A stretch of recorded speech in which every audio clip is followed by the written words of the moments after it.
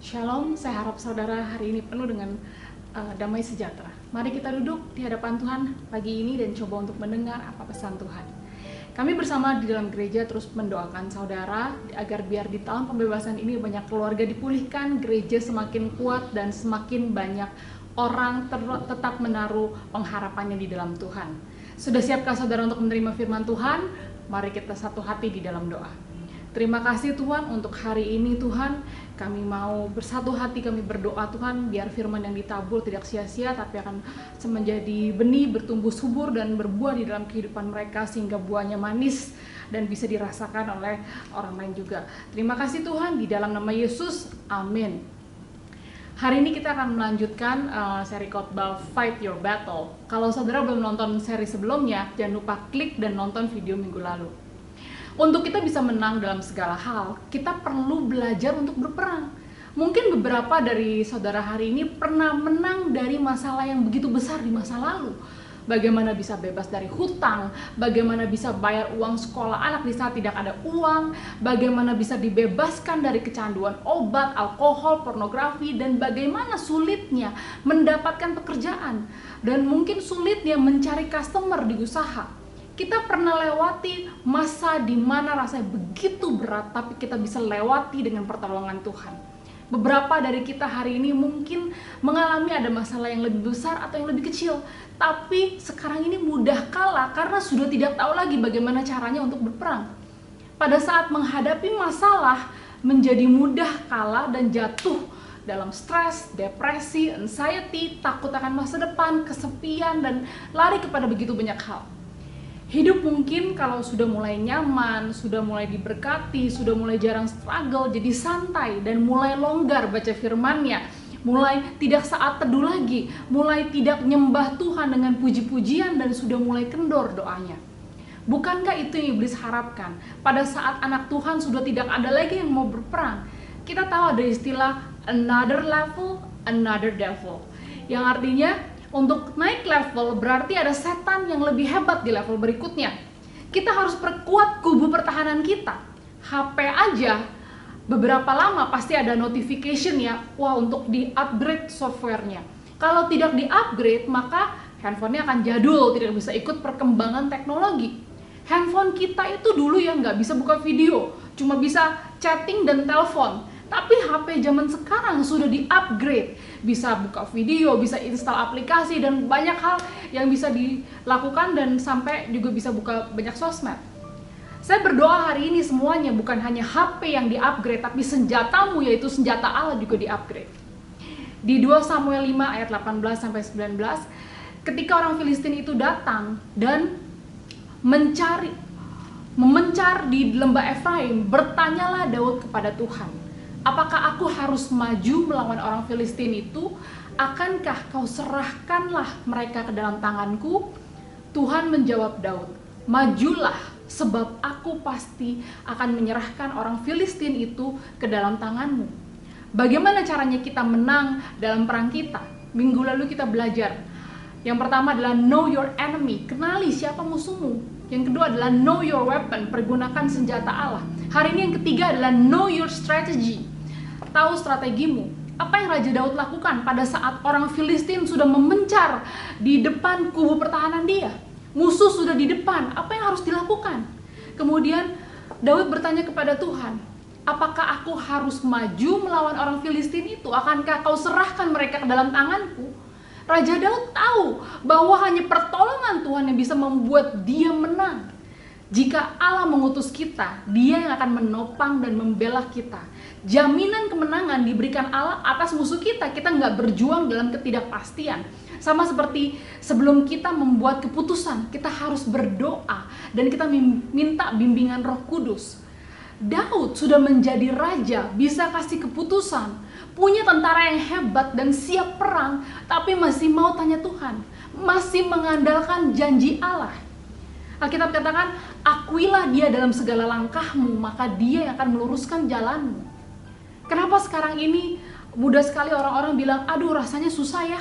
Kenapa susah? Karena sudah tidak ada lagi yang mau tanya Tuhan. Doa mungkin cuma sekilas sambil diranjang sebelum tidur dan kadang-kadang udah ketiduran sebelum amin. Kenapa susah? Karena kita sudah tidak berjaga-jaga. Aduh capek ya kalau perang. Kamu sudah doakan belum masalahmu atau cuman hanya mengeluh? Apa kamu sudah benar-benar menaruh isi hatimu kepada Tuhan? Dalam setiap situasi apakah kamu benar-benar tergantung kepada Tuhan? Tanya Tuhan dalam setiap langkah. Kenapa susah? Karena orang sudah nggak tahu lagi gimana caranya sih cari Tuhan. Karena fokus pada apa yang ada di tangan. Di tangan itu apa? Apa yang dikerjakan? Apakah di hobi? Apakah di pekerjaan? Apakah di usaha? Apa yang bikin happy? Lebih penting daripada mencari Tuhan. Raja Saul pada waktu Raja Filistin menyerang dia, dikatakan dia sangat takut. Dan dikatakan Raja Saul bertanya kepada Tuhan, tetapi Tuhan tidak menjawab dia. Baik melalui mimpi, melalui Urim, dan dengan perantaraan para nabi. Jadi melalui ini kita belajar bahwa kesalahan Raja Saul adalah dia tidak taat. Pada waktu Tuhan minta dia diam, dia malah bergerak. Dia lebih takut musuh yang ada di depan daripada dia taat. Pada waktu Tuhan bilang diam, kita jangan bergerak. Apalagi kalau kita tanya Tuhan, berarti kita harus taat. Pada waktu Raja Daud bertanya, apakah aku harus maju melawan orang Filistin itu? Akankah kau serahkan mereka ke dalam tanganku? Tuhan menjawab Daud, majulah, sebab aku pasti akan menyerahkan orang Filistin itu ke dalam tanganmu. Pada saat Tuhan bilang maju, maka Raja Daud baru maju. Di 2 Samuel 5 ayat 20 katakan, lalu datanglah Daud di Baal Perazim dan memukul mereka kalah di sana. Berkatalah ia, Tuhan telah menerobos musuhku di depanku seperti air menerobos. Sebab itu orang menamakan tempat itu Baal Perazim. Raja Daud melihat Tuhan memukul kalah pasukan musuh seperti air yang menerobos. Karena tempat itu diberi nama Baal Perazim yang artinya God of Breakthrough, penguasa terobosan. Allah menerobos semua pasukan musuh. Hanya Tuhan yang mampu menerobos setiap rintangan seperti air yang menerobos bendungan. Ia adalah pekerjaan Allah. Kalau saudara saat ini merasa iblis telah merebut sukacitamu, tidur nyenyakmu, merebut waktumu, merebut damai sejahteramu, saudara harus perangi perang ini. Ini adalah battle yang harus dilewati karena kita mau breakthrough. Kita mau setiap masalah kita ada terobosan. Mulai saat ini, perangi kekhawatiranmu dengan worship.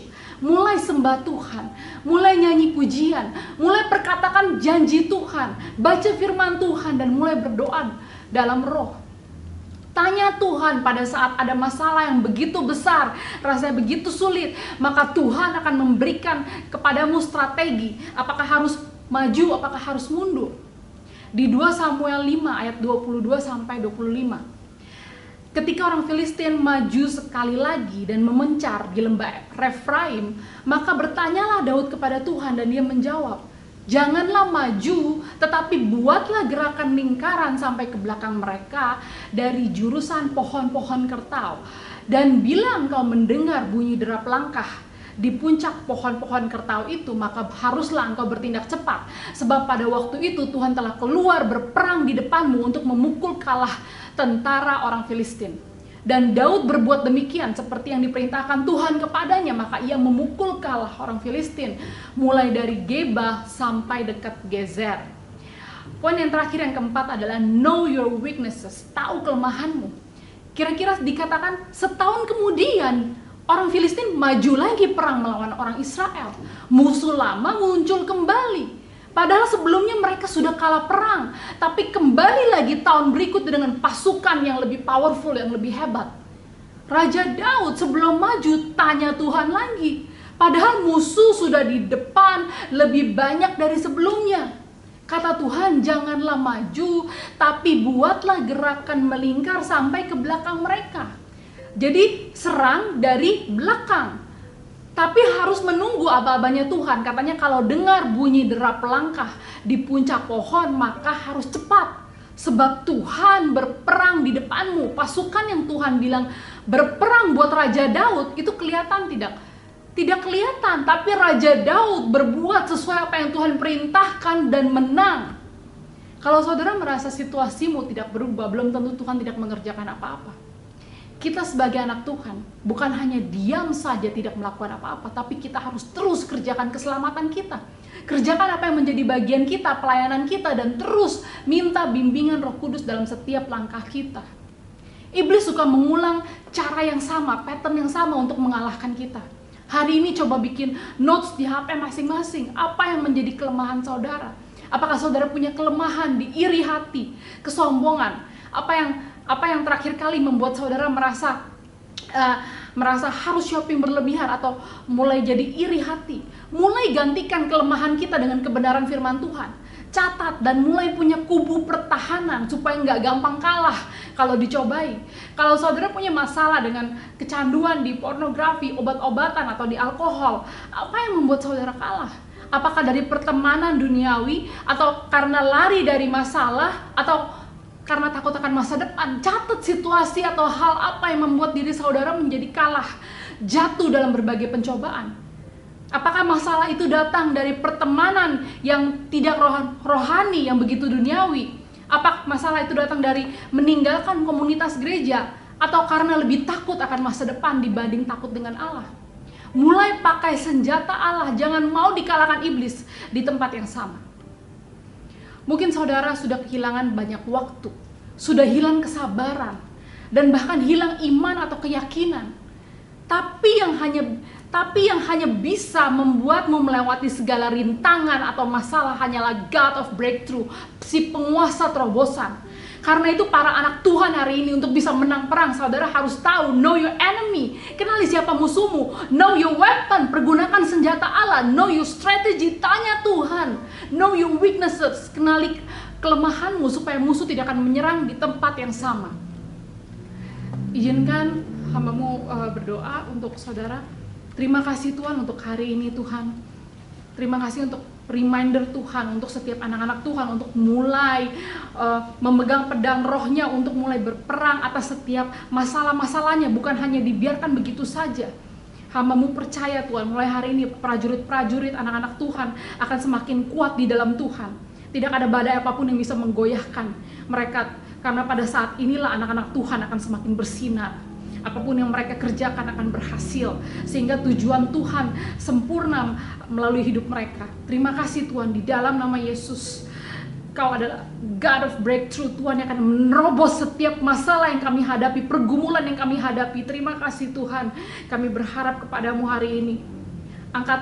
Angkatlah suara puji-pujianmu, your praise. Angkat pujianmu untuk Tuhan hari ini. Katakan, Tuhan, terima kasih Tuhan, Kau begitu kuat, Kau begitu dahsyat, Kau mampu menerobos yang kami hadapi saat ini. Mungkin ada yang mengalami masalah keuangan, ada yang mengalami masalah sakit penyakit, ada yang mengalami masalah di rumah tangga, di pernikahannya, ada yang mengalami masalah di keluarganya. Tapi Tuhan mampu menerobos apa yang sedang kau hadapi malah saat ini juga. Terima kasih Tuhan. Di dalam nama Yesus, kami percaya kami sudah terima dan kami pergunakan setiap perlengkapan senjata Allah mulai hari ini sampai kedatangan Tuhan kedua kali ini. Dalam nama Yesus, amin. Happy Sunday, Tuhan Yesus memberkati.